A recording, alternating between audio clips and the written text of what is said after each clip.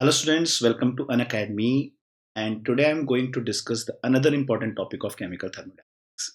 और हम लोगों ने अभी तक लेक्चर नंबर 7 से पहले हम लोग काफ़ी चीज़ डिस्कस कर चुके हैं।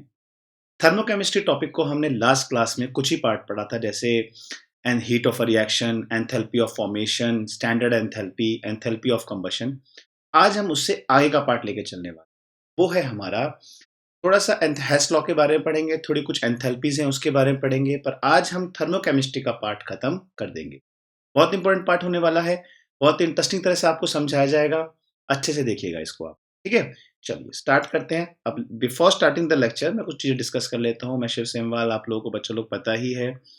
एंड नेक्स्ट, तो चलो, अगर आप लोगों ने अभी तक अनअकैडमी का लर्निंग ऐप इंस्टॉल नहीं किया है, तो आप यहाँ से आप उसे डायरेक्टली इंस्टॉल कर सकते हैं। बच्चे लोग, यहाँ से आप स्टेप थर्ड में जाएंगे प्लस में, फिर और प्लस के बाद आप डायरेक्टली यहाँ से नीट यूजी, और नीट यूजी के बाद आपको मिल जाएगा।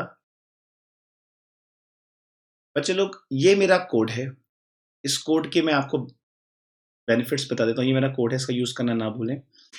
अब ये कोड आपके लिए कैसे बेनिफिट है, क्या बेनिफिट है इसके, तो देखिए कोर्सेज है 1 month, 3 month, 6 month, 12 month, 24। Usually मैं प्रेफर करता हूँ 12 मंथ एंड 24 मंथ का। 12 मंथ का कोर्स है आपका क्लास 12th एंड ड्रॉपर्स के लिए, एंड 24 मंथ का जो कोर्स है वो आपका 9th, 10th and 11th class के लिए। अगर आप मेरे इस कोड का यूज करते हैं तो आपको मिलता है discount. For 1 year you have to pay 34,200 rupees, and for 24 month you have to pay 58,500। बच्चे लोग, अब इसके बाद हम आते हैं आज के अपने लेक्चर पे। देखिए बच्चों, आज हम लोगों ने, जैसे पहले हमने पढ़ा था ना एंथैल्पी, मैंने क्या बोला था आपको एंथैल्पी के बारे में, कि एंथैल्पी के बाद हमने डिफरेंट रिएक्शंस के लिए एंथैल्पी को निकाला। तो जैसे एंथैल्पी ऑफ फॉर्मेशन के लिए निकाला, एंथैल्पी ऑफ कंबशन के लिए निकाला, ऐसे ही एक डेफिनेशन होती है एंथैल्पी और हीट ऑफ अ सॉल्यूशन। ये दो डेफिनेशंस हैं, दोनों में बहुत कंफ्यूजन होता है, तो बहुत ध्यान से इसको पढ़िएगा और बताएंगे अभी इस पे न्यूमेरिकल कैसा बनता है। तो एंथैल्पी, तो उसने बोला, यहाँ पे देख सकते हैं आप, amount of heat evolved or absorbed when 1 mole of solute is dissolved in excess of solvent so that further of addition of solvent makes no heat change। अब बताइए, फॉर एग्जांपल, मैंने एग्जांपल भी लिया है H2SO4 का, कि H2SO4 आपने dissolve किया पानी के अंदर, तो उसने हीट इवॉल्व कितनी की, 20.2। ये नेगेटिव साइन का मतलब क्या है, एक्सोथर्मिक है, मतलब रिलीज किया। ये प्रोसेस कैसा हुआ, एक्सोथर्मिक। तो 20.2 उसने क्या किया, रिलीज किया है।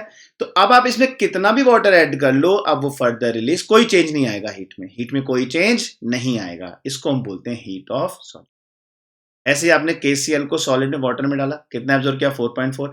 इतने में जाके वो डिसॉल्व हो जाएगा। अब इससे ज्यादा आप हीट दो, कोई फर्क नहीं पड़ेगा, कोई हीट में चेंज नहीं आएगा। और पानी डाल लो, कोई हीट में चेंज नहीं आएगा।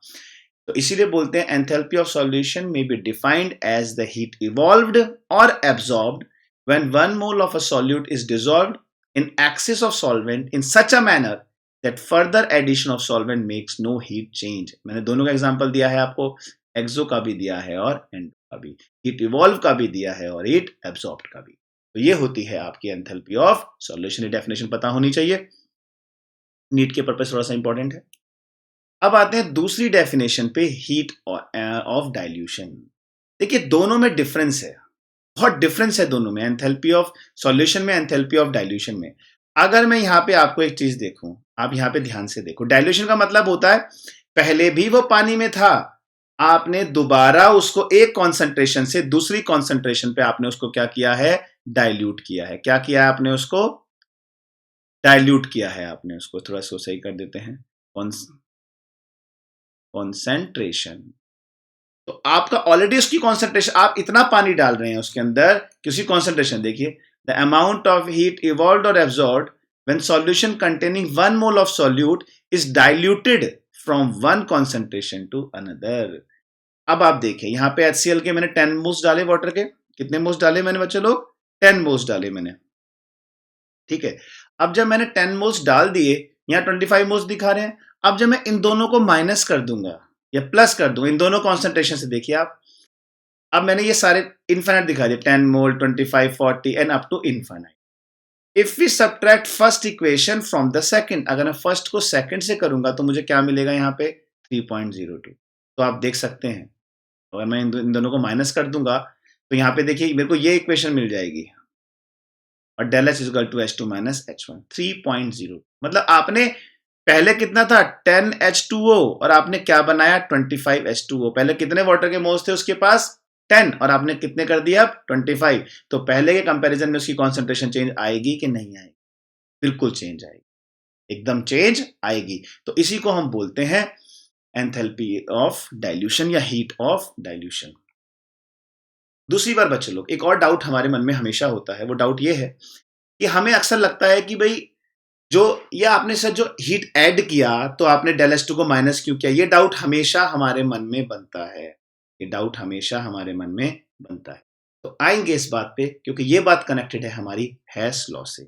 आज का सबसे important topic is Hess law. NEET का सबसे फेवरेट क्वेश्चन हेस लॉ। सबसे ज्यादा क्वेश्चन कहां से आते हैं नीट में? हेस लॉ से। ट्विस्ट क्वेश्चन ही बनाएगा, इजी होता है बट उसे पकड़ना आना चाहिए क्वेश्चन को। तो आइए देखते हैं what is Hess law. हेस law एक बात बोलता है इन अ फिजिकल और chemical change, in a physical और केमिकल चेंज एंथैल्पी चेंज या enthalpy heat change remain same whether the process occurs in a single और सेवरल स्टेप। क्या बोला उसने? फॉर अ फिजिकल और chemical change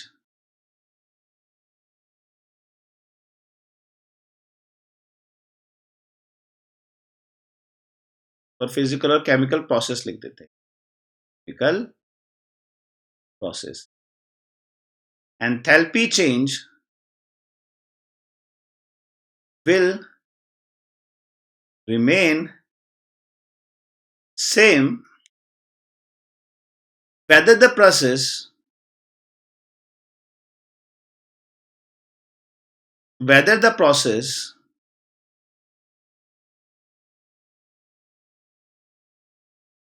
occurs in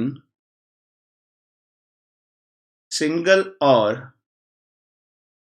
several steps। मतलब आप चाहे प्रोसेस को एक स्टेप में करो चाहे आप प्रोसेस को सेवरल स्टेप्स में करो, एंथैल्पी चेंज कैसा रहेगा? सेम रहेगा। तो नाउ अब आते हैं come to the next point. हम लोगों का जो सबका डाउट यही रहता है, सब ध्यान से देखेंगे इसे। मान लीजिए ये है ए रिएक्टर और ए से बनाया आपने बी, एक सिंगल स्टेप में एंथैल्पी चेंज कितना हुआ 10। यहां मैं लिख देता हूं वन स्टेप में आपने बना। अब अगर आपने क्या किया, दूसरा स्टेप लिया आपने, अब दूसरा स्टेप आपने क्या लिया? पहले ए से बनाया आपने पी, पी से बनाया आपने क्यू और क्यू से बनाया आपने। कितने स्टेप लिए बच्चा लोग? फर्स्ट स्टेप, बच्चा लोग सेकंड स्टेप, और ये आपका कैसा है? Third step. एंथैल्पी चेंज क्या होगा बोलो? फर्स्ट प्रोसेस के लिए कुछ भी हो सकता है, डेल एच वन। दूसरे के लिए कितना होगा? Del H two. And third के लिए कितना होगा? मतलब आपने ए से भी डायरेक्ट बनाया एंथैल्पी चेंज डेल एच, पर अब आपने ए को तीन स्टेप बनाया, 1 2 एंड 3 स्टेप। तो उसने बोला चाहे आप एक स्टेप में करो चाहे आप दो स्टेप में करो, एंथैल्पी चेंज विल रिमेन कुछ इस तरह।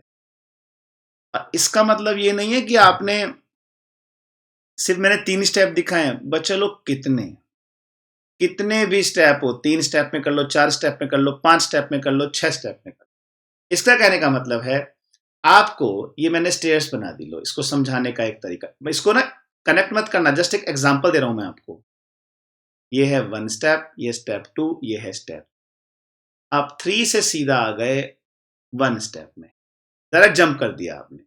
पर मैंने कहा ऐसे मत करो, जब आप पहले थ्री से इस पे आओ और फिर आप यहां से यहां। तो यहां पे आपने एक ही स्टेप में सारा काम कर लिया, यहां पे स्टेप वन, स्टेप टू। तो वो कहता है चाहे आप डायरेक्ट जंप करो चाहे दो स्टेप में जंप करो, एंथैल्पी चेंज विल रिमेन। बच्चा लोग समझ में आया सबको? ठीक है, ये था आपका हेस law.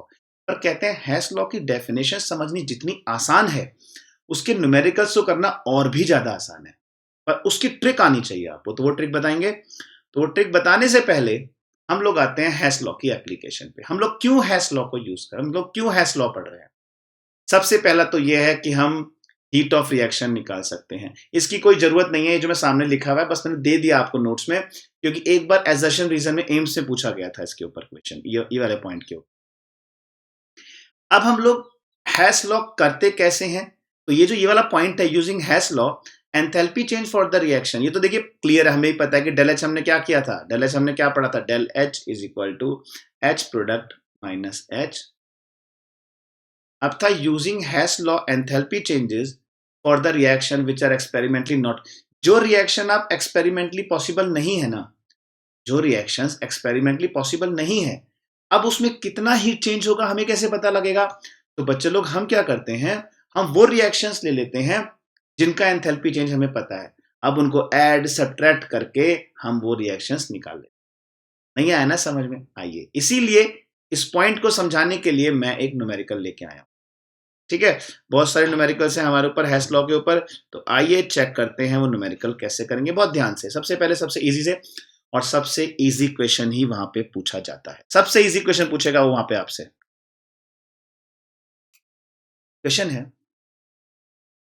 The enthalpies of combustion of carbon and carbon monoxide are this and this, what will be the enthalpy of formation of carbon mono. तो पहले जो गिवन है उसको लिख लेते हैं बच्चों लोग, ठीक है। तो देखो, कार्बन जो आपका हुआ, carbon solid plus O2 gas, और आपका बनेगा CO2। ये दिया ना एंथैल्पी ऑफ कंबशन, क्या दिया है डेल एच इसका, -390 किलो जूल। सेकंड देखिए, सेकंड क्या है, enthalpy of combustion of carbon monoxide, carbon monoxide gas plus half O2 बच्चा लोग गैस, क्या बनेगा CO2।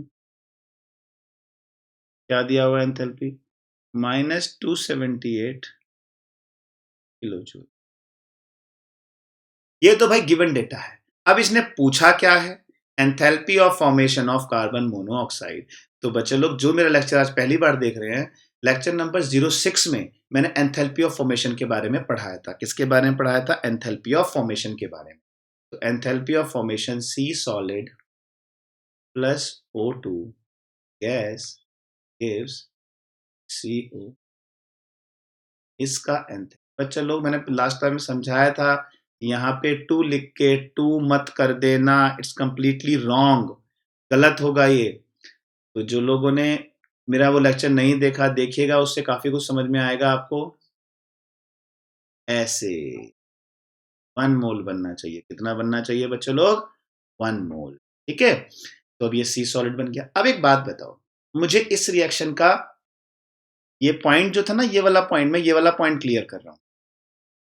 अब जैसे मुझे इसकी एंथैल्पी नहीं पता, मुझे पता ही नहीं इसकी एंथैल्पी, क्योंकि हम निकाल ही नहीं सकते। अब हमारे पास ये दो रिएक्शन है, तो हैश लॉ ने हमें सिखाया कि अगर किसी की एंथैल्पी हमारे पास नहीं है तो उसकी एंथैल्पी हम निकाल सकते हैं गिवन डेटा से, ये गिवन डेटा से। अब आप एक बात बताओ, इन दोनों इक्वेशन में अगर मैं आपसे पूछूं, इन दोनों इक्वेशन से मुझे ये इक्वेशन लेके आनी है, बहुत ध्यान से बच्चों, इस बहुत इजी है, इन दोनों इक्वेशन से मुझे ये इक्वेशन लेके आनी है, कैसे कैसे लेके आओगे? तो आप ध्यान से देखो, अगर मैं इन दोनों रिएक्शन को माइनस कर दूं, क्या कर दूं, इन दोनों रिएक्शन को माइनस कर दूं तो मेरा काम बन जाए। देखो कैसे, बहुत ध्यान से देखना जरा इसको।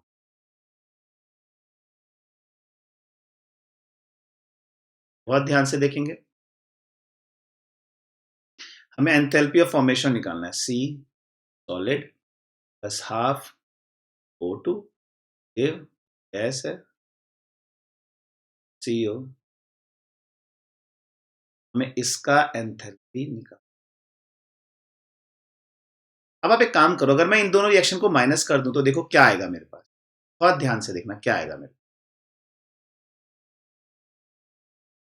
C solid plus O2 gas, O2 minus, ये माइनस हो गया, ये क्या आ गया, माइनस CO, यहाँ तो कुछ नहीं बचा, जीरो, जीरो लेके चल लो ऐसे ही, तो C solid plus half O2 gas, यहाँ क्या आ जाएगा, CO।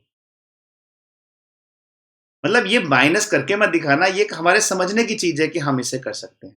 तो कहते हैं अगर रिएक्शन ऐड की है तो उनकी एंथैल्पी ऐड हो जाएंगी, अगर रिएक्शन माइनस की है तो उनकी एंथैल्पी क्या हो जाएंगी, माइनस होंगी। आपने इनकी एंथैल्पी क्या की है, माइनस की है, तो इनको ही माइनस करो, तो माइनस यहाँ प्लस, तो यहाँ पे डेल एच पता है क्या निकल के आएगा, -112 किलो, 112।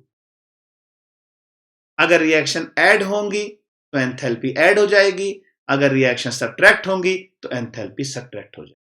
तो ये पॉइंट भी मैंने यहां से क्लियर कर दिया कि जो रिएक्शन एक्सपेरिमेंटली पॉसिबल नहीं है उसको भी हम यहां से कैलकुलेट कर सकते हैं। ये हमारा आंसर आ गया। आइए ऐसा ही एक क्वेश्चन और देखते हैं, आपको उससे सीखने को और मिलेगा। ठीक है, चलिए हैश लॉक की मैंने सॉरी, मैंने आपके सामने की क्वेश्चन रखा हुआ है। ठीक है, ये 3 रिएक्शन मैंने आपको दे दी और मैंने आपसे पूछा कि आप मुझे ये बताइए कि इसका nth हीट ऑफ फॉर्मेशन होगा। बहुत ध्यान से, एकदम इजी है। पहले हीट ऑफ फॉर्मेशन लिखो KOH का, तो मैं पहले यहां पे लिख देता हूं हीट ऑफ फॉर्मेशन के, सब ध्यान से देखेंगे, प्लस हाफ, देखो ये बनेगा मेरा, तो half O2 S plus half,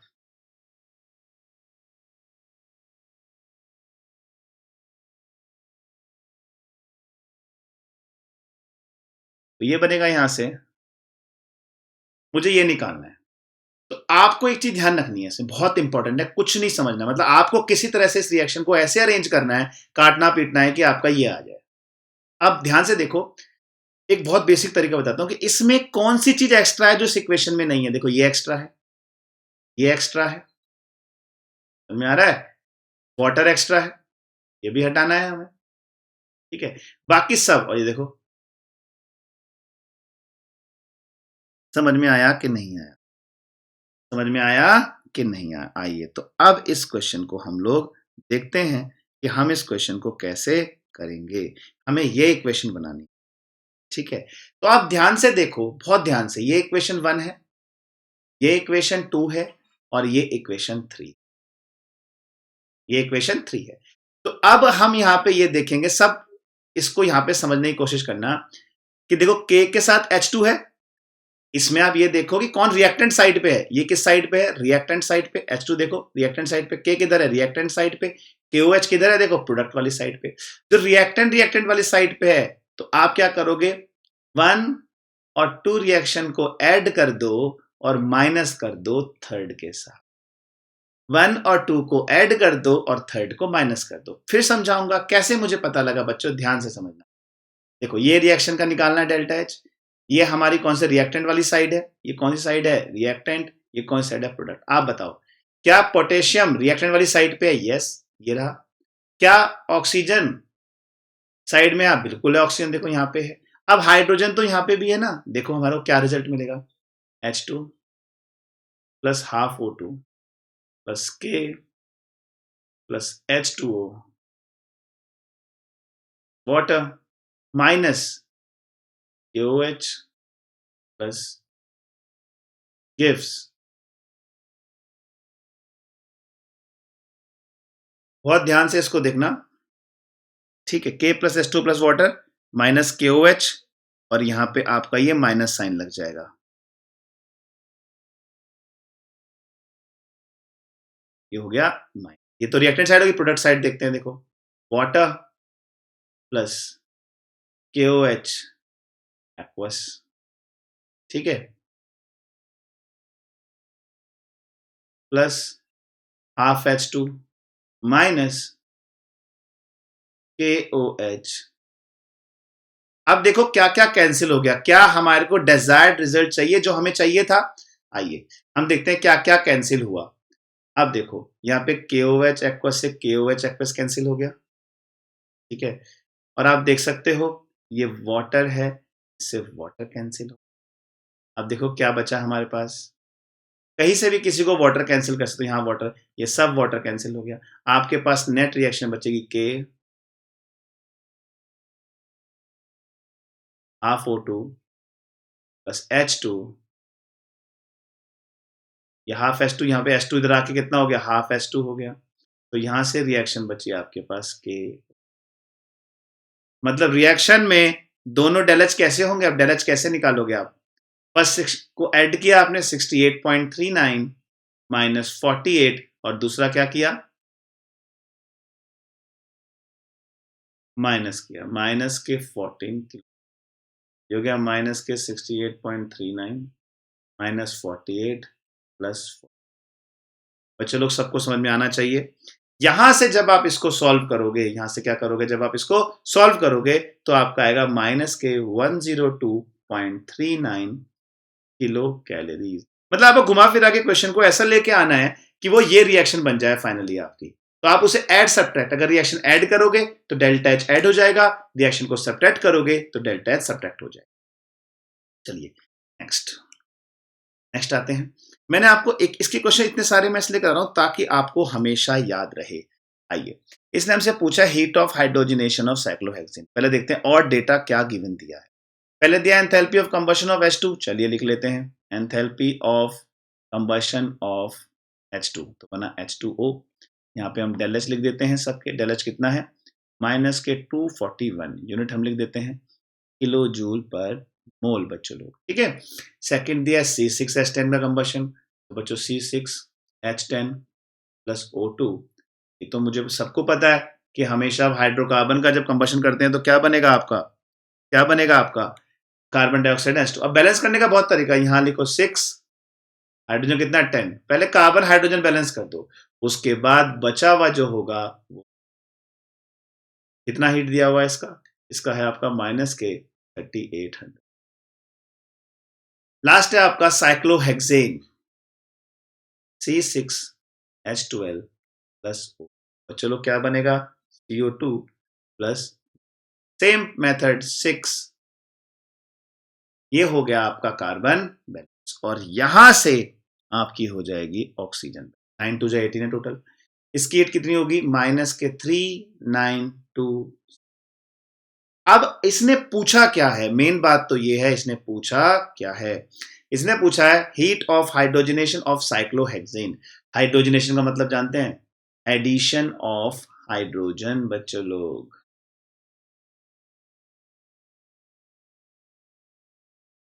अब देखो क्या ये रिएक्टेंट साइड है, यस। क्या ये रिएक्टेंट साइड है, यस। क्या है ये प्रोडक्ट साइड। तो देखो ये हो गई equation first, equation second, equation third. क्या मैं नहीं करूंगा equation 1 plus equation 2 minus equation, कोई बात नहीं बच्चों, पूरा सॉल्व करेंगे क्योंकि हमें इस क्वेश्चन को सीखना है, हमें इस क्वेश्चन को सीखना है। तो आइए C6 लिख देते हैं, H2 plus half O2 minus C6 plus C6H10 plus 17/2 O2 minus C6H12 minus 9, ठीक है। अब यहाँ पे देखते हैं प्रोडक्ट साइड में, वाटर प्लस 6H2O, एक मिनट, हाँ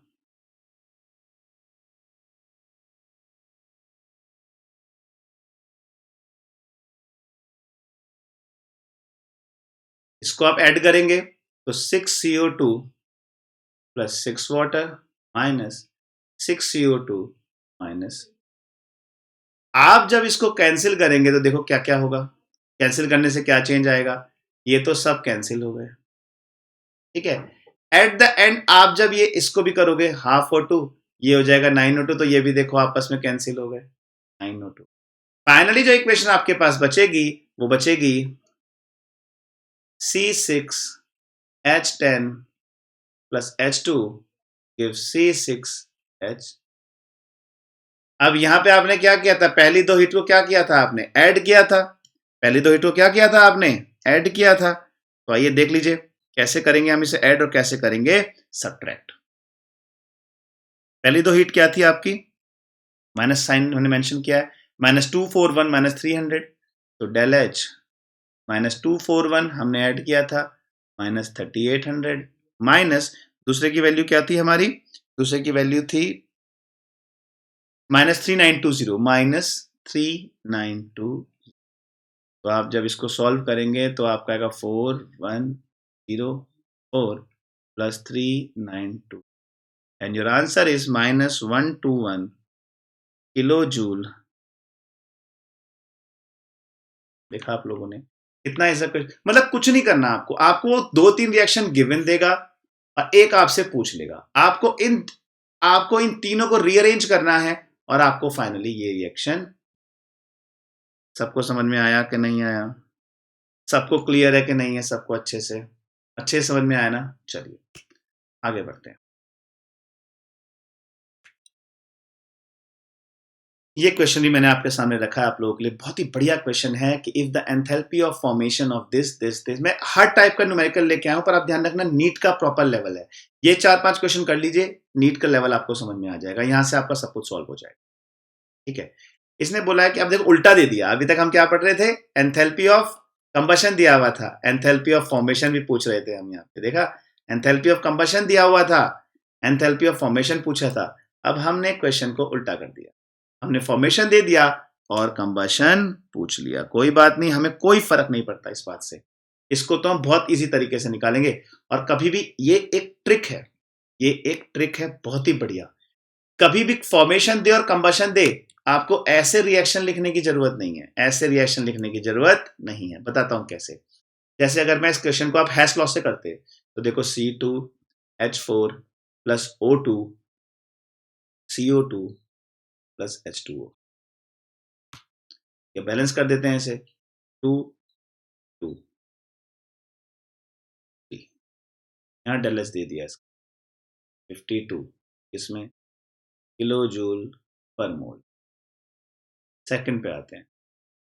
अच्छा फॉर्मेशन दिया हुआ है इसने, इसने फॉर्मेशन दिया हुआ है, फॉर्मेशन दिया हुआ है मतलब कंबशन दिया हुआ है, कंबशन याद रहता है ना बच्चों, कोई बात नहीं, थोड़ा सा इसको जरा, फॉर्मेशन दिया हुआ है तो C प्लस 2H2 बच्चा लोग C2H4, वो माइंड में यही रहता है ना। देखा एकदम से क्या चूक हो गई हमसे कि हमें हमेशा लगता है कंबशन दिया और फॉर्मेशन पूछा, हम ध्यान देते ही नहीं है इस पे। C2H4 ऐसे ही दिया है C प्लस O2 CO2, सबका डेल एच दिया हुआ है 52 और यहाँ पे क्या दिया हुआ है -394 और लास्ट दिया हुआ है वाटर का H2 plus half O2 give H2O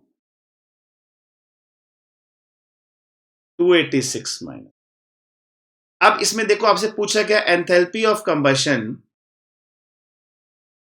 of C2H4,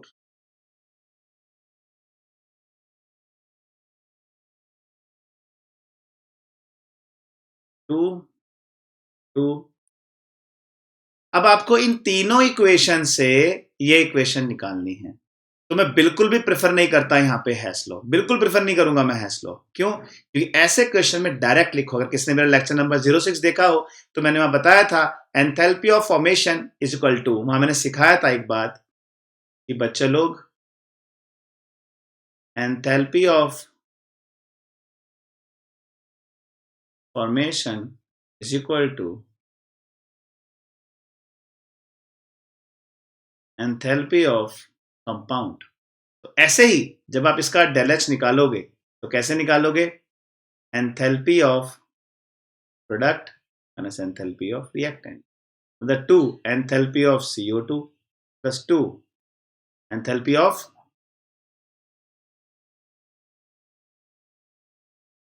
water, बच्चा लोग माइनस एंथैल्पी ऑफ C2H।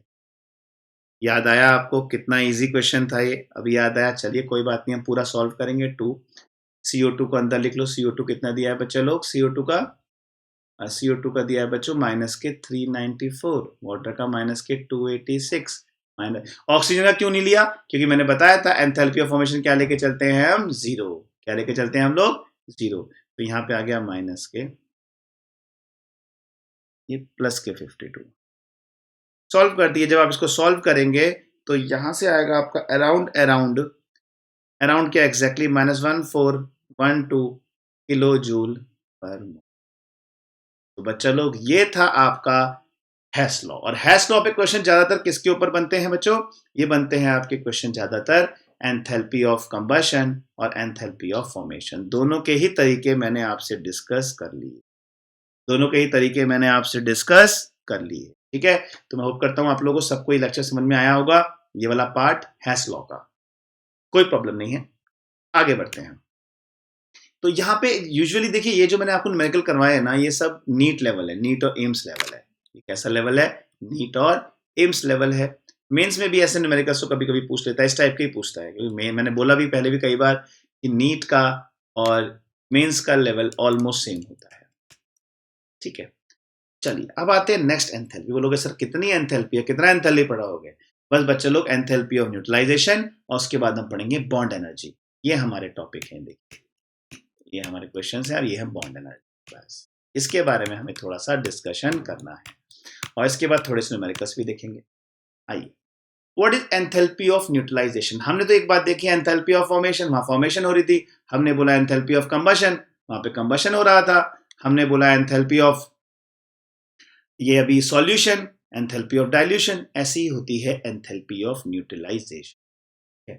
तो आइए एंथैल्पी ऑफ न्यूट्रलाइजेशन क्या कहता है उसके बारे में हम लोग समझते हैं। चलिए, एंथैल्पी ऑफ न्यूट्रलाइजेशन कहता है कि when one amount of heat evolved,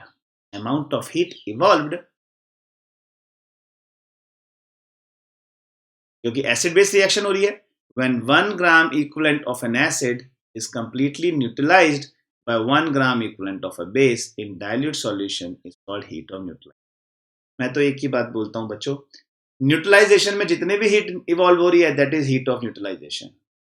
अब वो तरह तरह की डेफिनेशन घुमा फिरा के बोलेगा amount of heat evolved when 1 mole of water is formed. अरे बच्चे लोग, एक ही तो बात है, एसिड बेस रिएक्शन में भी तो वाटर बनता है।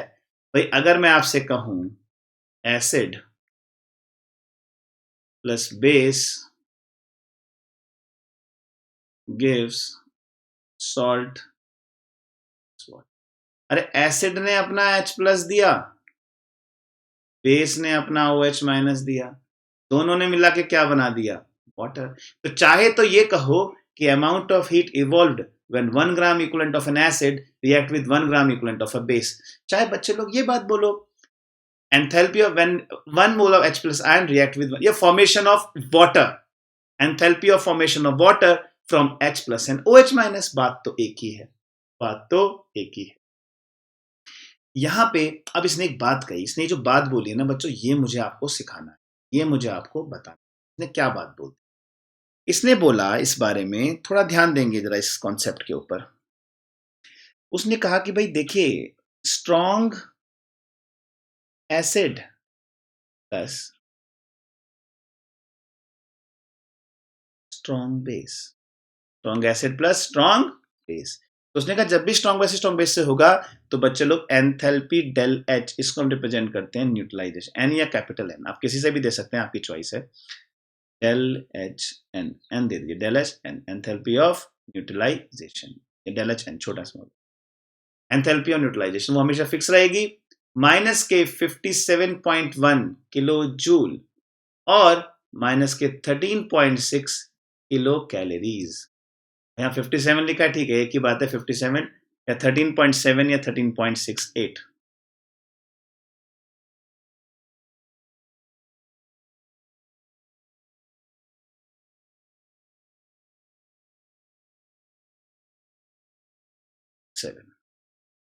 अब अचानक उसने एक बात बोली जिसे सुन के मुझे भी थोड़ा अजीब लगा। उसने बोला भैया किसी एक को अगर वीक ले लें तो क्या होगा?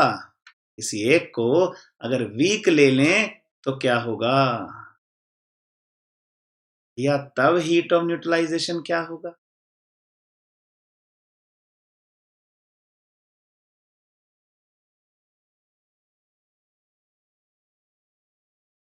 तब हीट ऑफ न्यूट्रलाइजेशन क्या होगा?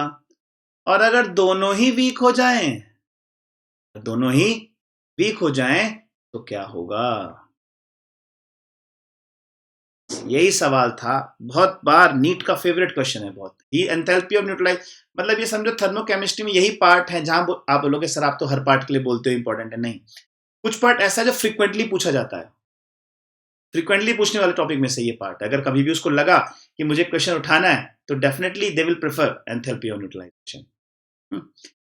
अब उसने जब कहा वीक है तो उसने कहा भाई लेस देन माइनस के 57 किलो जूल और माइनस के 13.7 किलो कैलोरीज। अरे लेस देन, ऐसा क्यों?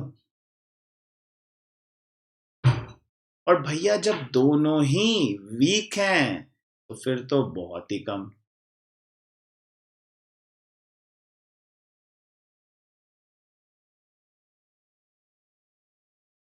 अब सवाल ये उठता है आखिर क्या हुआ वीक में, आखिर क्या हुआ कि वीक एसिड के केस में हीट रिलीज हुई। ठीक है भैया एक बात बताओ, जब यहां पे बहुत ही इजी कॉन्सेप्ट है, स्ट्रॉन्ग एसिड का मतलब क्या है, 100% H प्लस दे दिया, स्ट्रॉन्ग बेस का मतलब क्या है, 100% OH माइनस हुआ, दोनों ने कंबाइन किया और क्या बना दिया, water.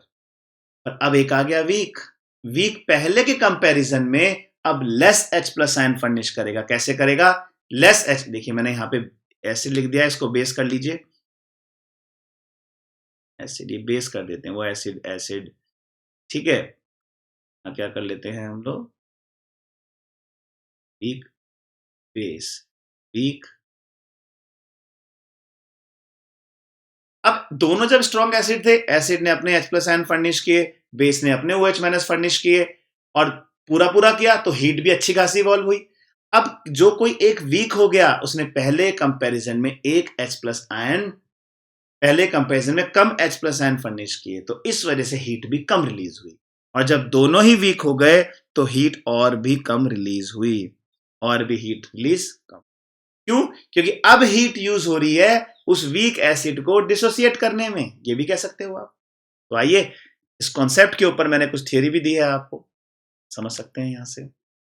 Enthalpy of neutralization for weak acid is slightly less than 57.1। Why? Acetic acid का एग्जांपल लिया बच्चे लोग मैंने, इसका एग्जांपल लिया एसिटिक एसिड कि एंथैल्पी 54.9, ये कहां गई बाकी, देखिए minus sign is only use, मैं पहले ही आपको एक बात बोल रहा हूं, जैसे -57.1 kilo joule, this minus sign only indicates minus exothermic process, और ये है होनी एसिटिक एसिड में कितनी हुई, रिमेनिंग कितनी बची, रिमेनिंग बची 2 पॉइंट,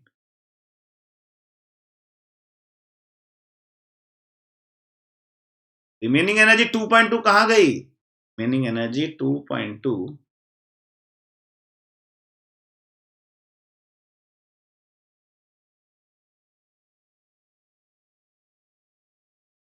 आधी तो इसमें गई, ये बाकी की जो 2.2 किलो जूल है वो बच्चे लोग यूज हुई द आयनाइजेशन, जो CH3COH को आपने, देखिए वीक एसिड कैसे होते हैं, are ionize to a small extent in a solution, partially ionize होते हैं, तो acetic acid being a weak acid is partially ionized in solution, so neutralization involves a reaction between H plus from the base, so acidic acid must be fully ionized as per the reaction। तो ionization reaction कैसी होती है, endothermic, तो कुछ जो heat होती है वो लगती है एसिटिक एसिड को आयन फर्निश करने में। आप सिंपल ये भी कह सकते हैं, इतना दिमाग लगाने की जरूरत नहीं है, बहुत सिंपल सा कॉन्सेप्ट, वीक एसिड स्ट्रॉन्ग के कंपैरिजन में कम आयन फर्निश करेगा तो हीट भी पहले के कंपैरिजन में कम ही इवॉल्व, हमेशा इस बात को ध्यान रखें। दूसरा तरीका समझने का, या तो ये समझिए कि जो हीट है, क्योंकि वीक है, वीक इलेक्ट्रोलाइट है, कम आयन फर्निश करेगा एज कंपेयर टू स्ट्रॉन्ग, तो हीट भी कम रिलीज। दूसरी बात, स्ट्रॉन्ग के केस में ज्यादा हीट रिलीज हुई, जबकि वीक के केस में कुछ हीट उस वीक इलेक्ट्रोलाइट को डिकम्पोज करने के लिए या आयनाइज करने के लिए। समझ में आया बच्चों लोग, ये बात ध्यान रखिएगा। ये मैंने 57.1 है, इसे इग्नोर कर दीजिएगा, 57 पॉइंट हो 57.1 है, तो आप याद रखिएगा अप्रोक्सीमेट 57 है जो मैंने यहाँ पे वैल्यूज लिखी। इसमें ये मत कहना सर बुक में ये लिखा हुआ है या इसमें ऐसा नहीं, ये वैल्यू आपको याद करनी। चलिए आगे बढ़ते हैं, अब करते हैं इसके ऊपर ये न्यूमेरिकल, पता नहीं क्या पूछ लिया उसने, देखो जरा। कुछ भी पूछ रहा है, कुछ भी कह रहा है, तो ये कह दिया, ऐसा बोल दिया कि एक at a particular temperature H plus and OH minus water liquid, इस टाइप का एक इसने क्वेश्चन दे दिया।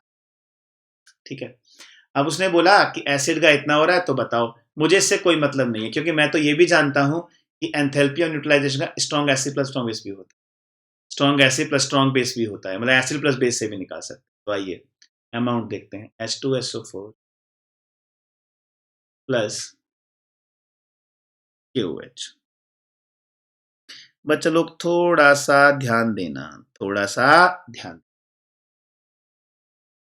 अब यहाँ पे डेल एच कितना होगा, तो एक बात बताइए, कॉन्सेंट्रेशन बोलिए क्या दी हुई है।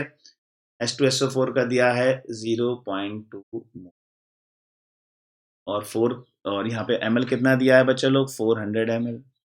KOH कितना दिया है 0.1 मोलर, यहाँ पे कितना दिया है 6। आप total number of moles of H plus ion निकाल लो, क्या निकाल लो, टोटल नंबर ऑफ इक्विवेलेंट, क्योंकि हम तो ये जानते हैं कि जब 1 ग्राम इक्विवेलेंट 1 ग्राम इक्विवेलेंट से करेगा तब कितनी हीट इवॉल्व होगी, माइनस के 57.1। नंबर ऑफ इक्विवेलेंट कैसे निकालोगे, नंबर ऑफ इक्विवेलेंट कैसे निकालोगे, तो 0.2 molar into 2 H plus ion, H plus ion के निकालने हैं ना आपको 400, तो पता है कितना आएगा, ये आएगा आपका, और इसको कर लो लीटर्स, लीटर में, तो लीटर करने के बाद आपका आएगा ये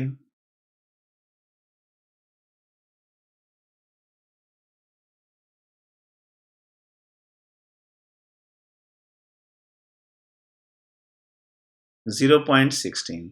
ऐसे क्यूएच के निकाल लो, क्यूएच के कैसे निकालोगे, 0.1 600 डिवाइड बाय 1000, तो यहां से नंबर ऑफ इक्विवेलेंट कहेंगे 0.06, 0.06। बच्चे लोग आप अभी भी कंफ्यूज हो रहे होंगे, सर आपने 2 से मल्टीप्लाई क्यों किया, क्योंकि बच्चों H प्लस का निकाला है, इसका निकाला है H प्लस का निकाला, तो H2SO4 में कितने H प्लस होंगे, 0.2 इंटू 2। ठीक है, आप इसे नॉर्मेलिटी से भी कर सकते हो, क्वेश्चन को नॉर्मेलिटी से निकाल के भी आप इस क्वेश्चन को कर सकते हो। ठीक है, अब आप देखिए, अब यहाँ पे अब हमारी रिएक्शन आई H2SO4, बहुत ध्यान से देखेंगे, KOH, और हम यहाँ पे लिख देते हैं एंथैल्पी ऑफ न्यूट्रलाइजेशन। आइए गिवन डेटा, जब 1 ग्राम इक्विवेलेंट था और 1 ग्राम इक्विवेलेंट था, कितनी रिलीज हुई, माइनस के 57.1 किलो जूल में दी हुई है हमने, और जब होगा 0.16 या 0.06 तो कितनी रिलीज होगी, तो कितनी रिलीज होगी। बच्चों लोग ये बात आपको बतानी है, बिल्कुल भी टफ नहीं है। आप देखिए लिमिटिंग कौन है, 1 के साथ कर रहा है, तो लिमिटिंग यही तो है, तो लिमिटिंग ही तो डिसाइड करेगा। तो आप लिखेंगे 0.06 इंटू माइनस के 57.1, तो जब आप इसकी मल्टीप्लाई करोगे तो आपका आंसर आएगा,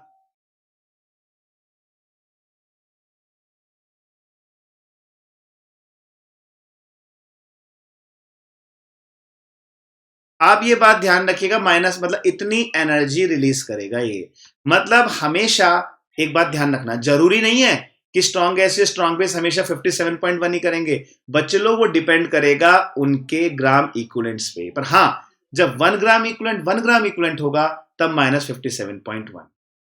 मैं एक बार फिर समझा रहा हूं, काफी बच्चों को लगा होगा कि सर ये क्या हुआ, थोड़ा बाउंसर गया, थोड़ा और बताइए, कोई बात नहीं, दोबारा सिखाते हैं। बच्चे लोग ये देखो, हमारे पास H2SO4 है, यहाँ पे हमें इसकी कॉन्सेंट्रेशन दी है 0.2 मोलर 400 ml, 0.1 मोलर 600।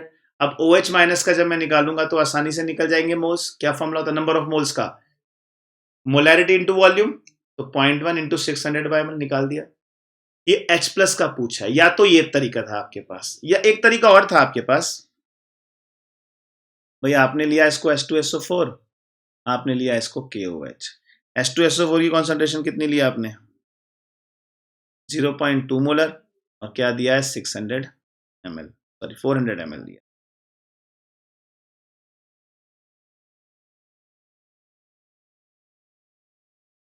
400 ml, और ये 0.1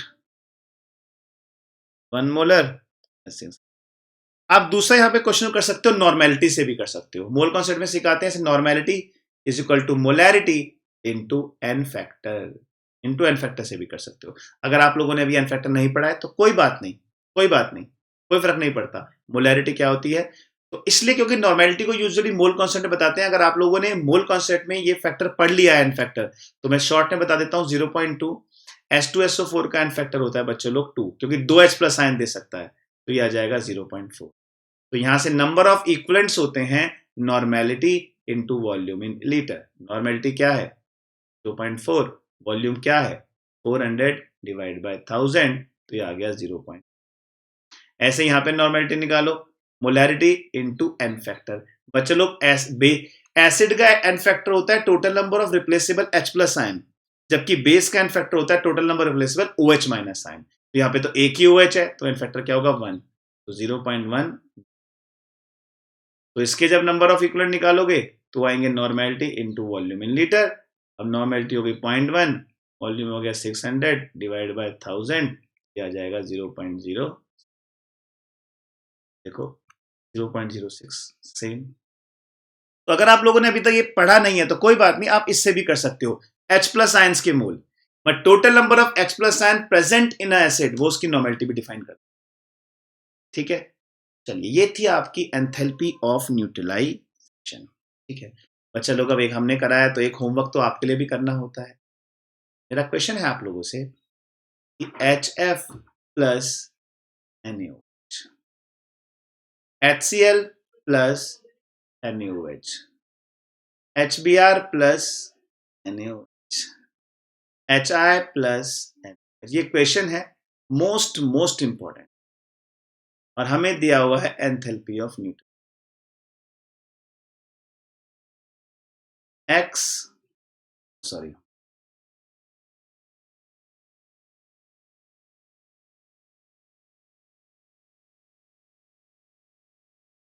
A B C, arrange ABCD in the increasing order, arrange ABCD in the increasing order. बच्चा लोग, ये आपके लिए होंगे। अब आपके माइंड में टॉपिक आएगा, बहुत इंपॉर्टेंट है ये क्वेश्चन। आपके माइंड में मैं आपको एक हिंट देता हूं कि भाई ज्यादा हीट तो माइनस साइन को मत देखना, क्योंकि माइनस साइन सिर्फ क्या इंडिकेट करता है, रिलीज करना। आपका क्वेश्चन ये रहेगा कि सर हम तो ये जानते हैं कि जो ज्यादा स्ट्रॉन्ग एसिड होगा उसका ज्यादा होगा। अब आपको पहले तो ये देखना पड़ेगा कि इन चारों में स्ट्रॉन्ग एसिड कौन। तो मैंने आपको एक हिंट दे दिया है, घर से आप इसे ट्राई करके लेके आएंगे, आप ट्राई करेंगे इसको होमवर्क, ठीक है। चलिए आगे बढ़ते हैं। And the last topic of thermochemistry is bond energy. बच्चे लोग, बहुत बढ़िया टॉपिक है ये। पता है, इस टॉपिक के लिए ना मैंने बहुत चीजें देखी हैं इस टॉपिक में। ये सिंपल भी है, पता नहीं बच्चों को क्यों टफ लगता है टॉपिक, मुझे समझ में नहीं आया। पर इसमें कुछ चीजें हैं कि अक्सर बच्चा यही नहीं समझ पाता कि bond energy and bond dissociation energy की डेफिनेशन क्या। तो मैं आपको इसके लिए कॉमन एग्जांपल देता हूं। मैंने एक बेसिक डेफिनेशन लिखी है इसके ऊपर। मैंने लिखा है कि amount of energy required to break 1 mole of particular type of bond between the atoms in the gaseous state to separate atom under 1 atmospheric pressure and specified bond dissociation। Simple सी बात है, हमने एक मॉलिक्यूल लिया CH4, मुझे इसके bond को तोड़ना है। देखिए, पहले CH3, फिर मैंने लिया CH3 CH2 प्लस, फिर मैंने लिया CH2 give CH plus H, फिर मैंने लिया CH से C। अब इसमें हर स्टेप में जितनी एनर्जी रिक्वायर्ड है, that is bond dissociation energy, bond dissociation energy, bond dissociation energy, bond dissociation,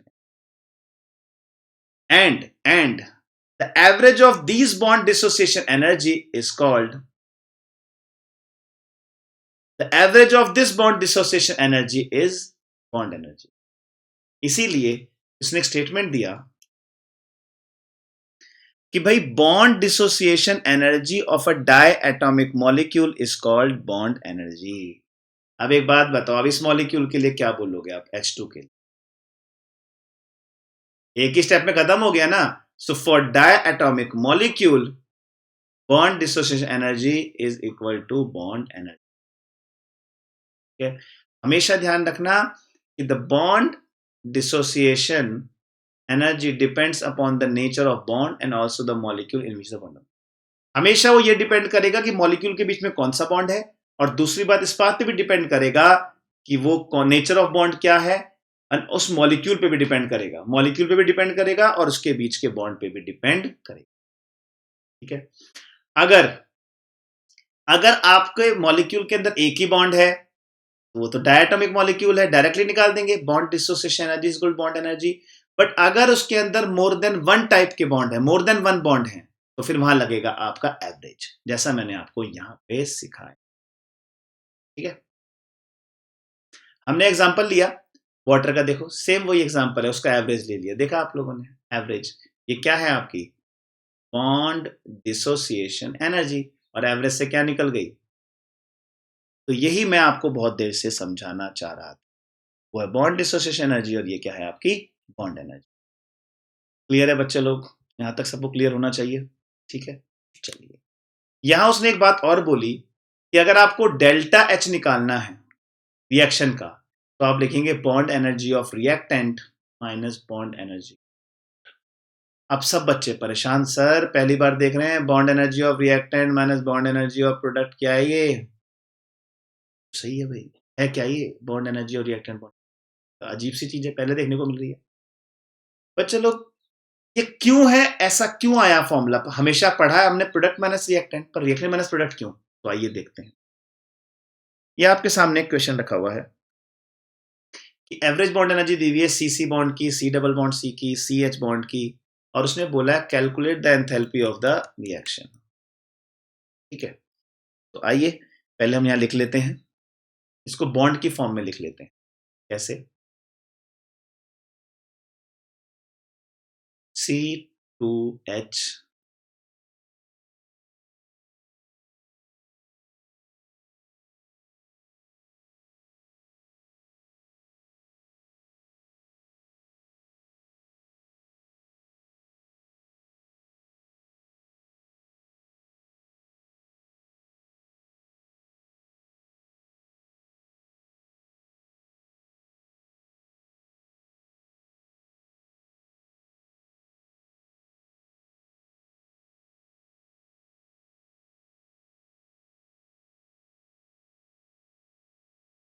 कुछ ऐसा।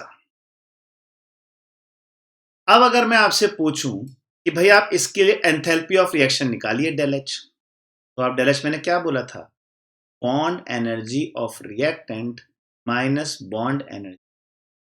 ध्यान दीजिएगा जरा इस बात पे, ये रिएक्शन कैसी है, कॉम्बिनेशन रिएक्शन। तो कॉम्बिनेशन रिएक्शन मैंने कैसा सिखाया था आपको, एक्सोथर्मिक रिएक्शन, यानी कि इससे जो डेल एच है वो क्या आना चाहिए, नेगेटिव आना चाहिए। क्या आना चाहिए, नेगेटिव आना चाहिए। आइए चेक करते हैं। तो बच्चे लोग पहले हम निकाल लेते हैं बॉन्ड एनर्जी ऑफ रिएक्टेंट। क्या होगी bond energy of reaction, bond energy of C double bond C plus 4 into bond energy of H plus bond energy of H, value put करो। डबल बॉन्ड की क्या दी हुई है energy, 145 plus 4 into C H की लिखो 98.2 plus H H की लिखो,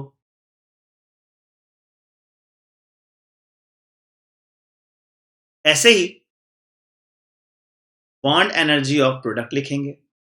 बॉन्ड एनर्जी ऑफ प्रोडक्ट कैसे लिखेंगे, आइए,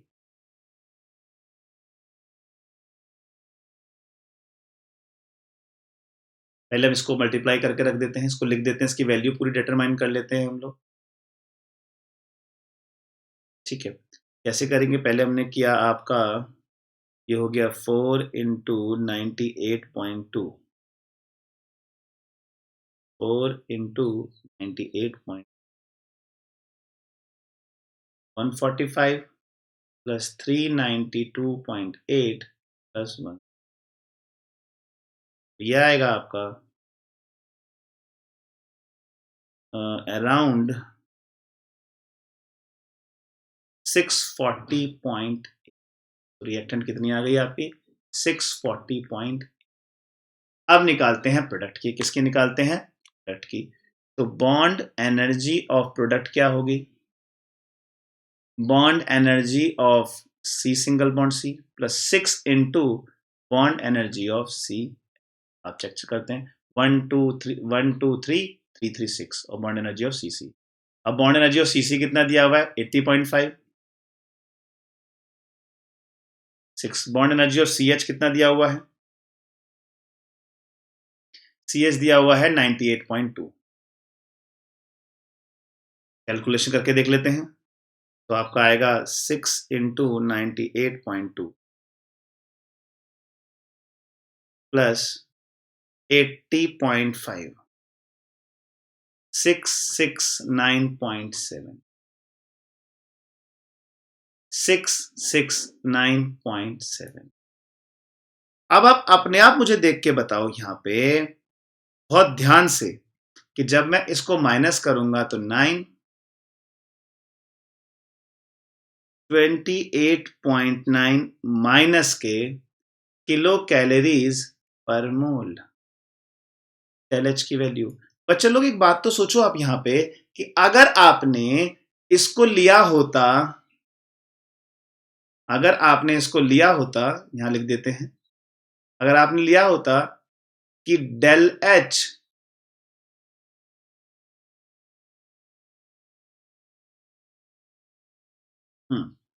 अगर आपने इसको लिया होता del H is equal to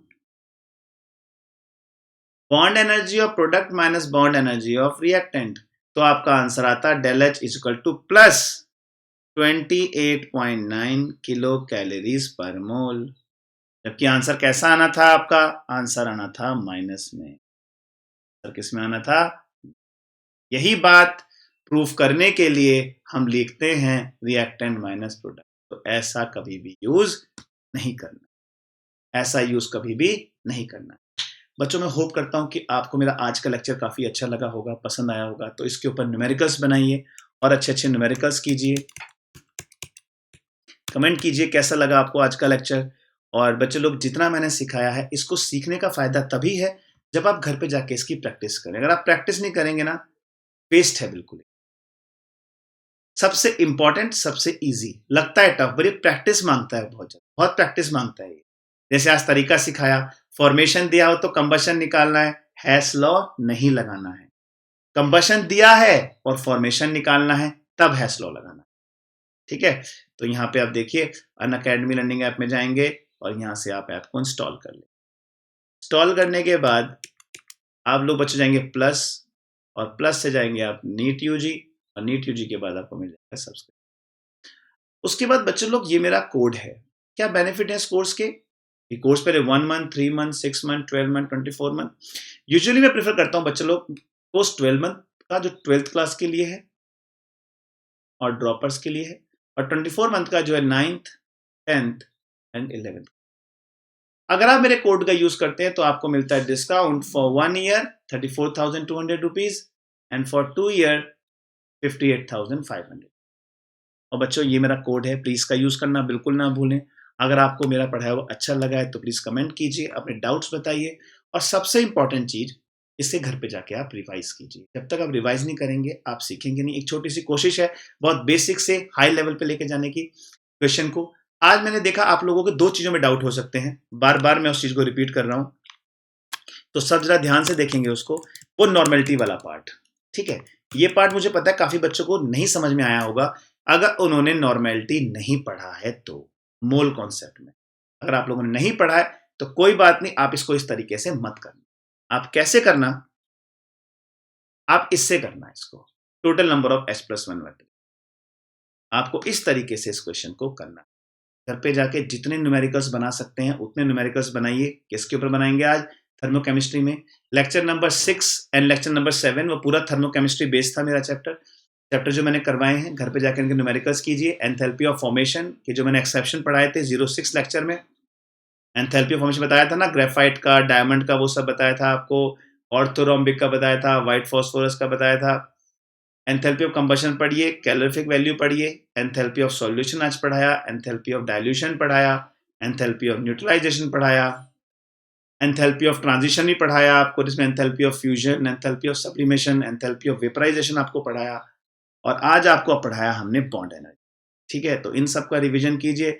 next class में हम लोग अपना एक नया टॉपिक स्टार्ट करेंगे, जिस टॉपिक में हम लोग सीखेंगे सेकंड लॉ ऑफ थर्मो। बच्चों आज के लिए इतना ही। Thank you guys, bye bye, take care.